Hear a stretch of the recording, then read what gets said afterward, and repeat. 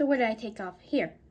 Right, so in 1978, she was named Country Music Association's Entertainer of the Year. She wasn't just a star, but now she was a superstar.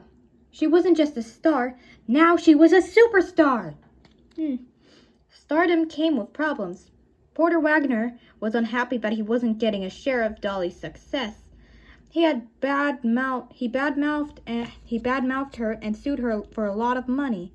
There were battles in court which wore Dolly down.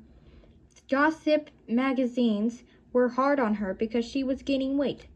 Dolly loved her fried chicken, especially when she was under stress. But Dolly still kept on dreaming. She was a singing star. She was a TV star. What else could she do?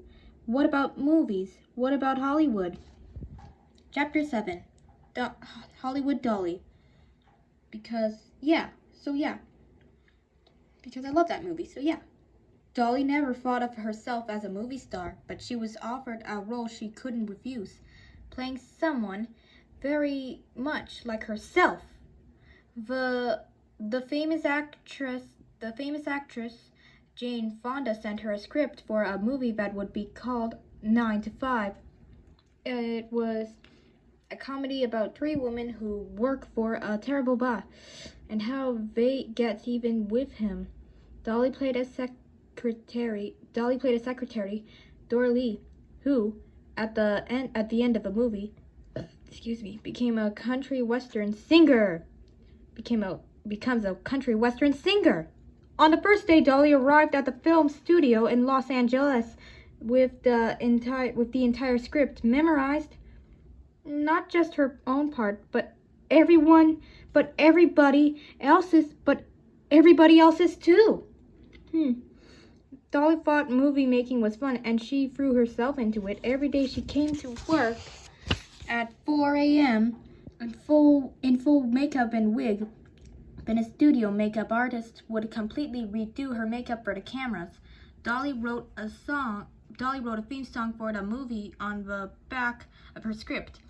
The song was also called 9 to 5. When the movie came out in 1980, the song became #1 of the pop and country charts. The movie was a box office hit too.